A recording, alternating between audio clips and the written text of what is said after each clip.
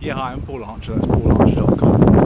What have I learned this week that I want to share with you? It's the subject of gentrification. Now, I learned this word many, many years ago. Gentrification means where, over a period of time, something improves in its look, its style, because the owner of the item has done it up themselves. And this came home to me many years ago when I worked in London, a place called Stoke Newington in 86, 85.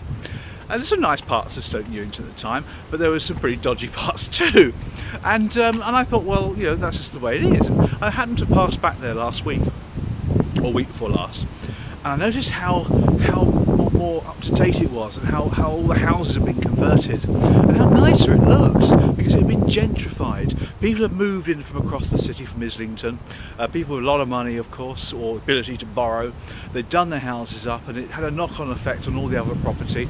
People felt as though they wanted to do up their place because they owned their property, and they wanted to do it up and make it look nice. Now, so where else is this? Well, it's everywhere you look.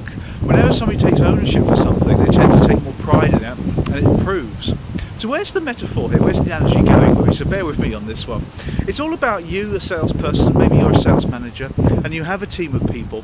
Do you gentrify their self-development? Have you gentrified their training, their learning?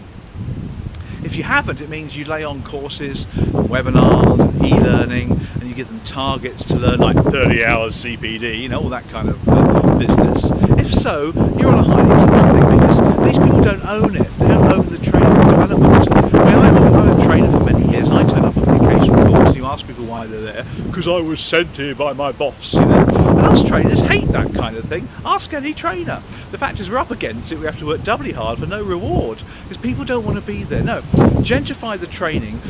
Let your salespeople own their own development. Yeah, help them. Give them coaching to decide what their needs are, and give them a budget maybe to spend. Some people will take the mickey, of course they will, but most of them will take to it, start to own their own development, and you'll see rewards 7, 8, 10-fold, just like you do when you see a gentrified part of the world. So that's the message, really. Quite a simple one. Bit of a risk, I suppose, letting go of the training. Training departments will push back on it, believe me, they will. But then again, they can provide training in the form of videos and e-learning and things, a library of training, if you like. Use the internet, that's what it's for. Get Google, get MOOCs going as well, because massive online open courses are there for everybody. They're not a lot of money as well. Training and development is going to take a revolution in the next few years anyway. Not a lot of people are aware of that, but it will do.